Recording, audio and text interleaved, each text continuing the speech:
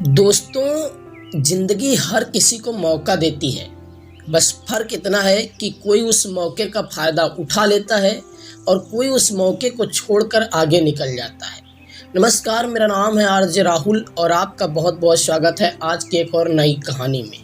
आज की नई कहानी हमारी कुछ इसी पर आधारित है।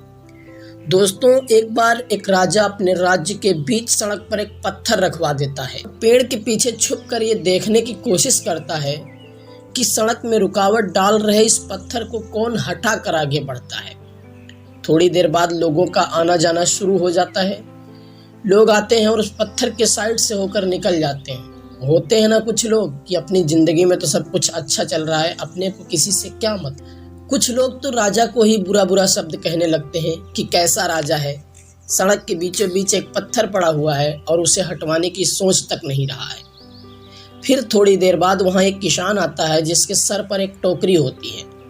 वह किसान टोकरी को वहीं पर रखता है और उस पत्थर को हटाने की कोशिश करने लगता है।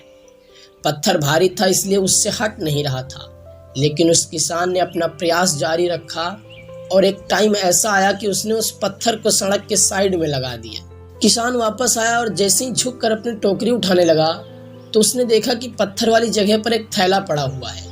उसने थैले को उठाया और उसे खोला तो उसमें बहुत सारा धन था और कुछ सोने की मुद्राएं थी और उसमें एक पत्र भी था और उस पत्र पे लिखा था कि मैं इस देश का राजा हूँ और मैं ये देखना चाहता था कि रास्ते में रुकावट डाल रहे इस पत्थर को हटाकर कौन आदमी इस धन को प्राप्त करता है, और आप इस परीक्षा में पास हुए हैं इसलिए ये धन आपका होता है, आप इसे ले जा सकते हैं। दोस्तों, ये छोटी सी कहानी हमें एक सीख देती है कि हमारे जीवन में जब भी कोई मौका आए तो उसका फ़ायदा उठा लेना चाहिए। और आखिर में मैं आपसे एक ही बात कहना चाहता हूँ कि आपके जीवन में कोई पत्थर रुकावट डाल रहा है और आप उसे हटाने की कोशिश कर रहे हैं तो अच्छी बात है, और अगर नहीं कर रहे हैं तो आज से हटाना शुरू कर दीजिए।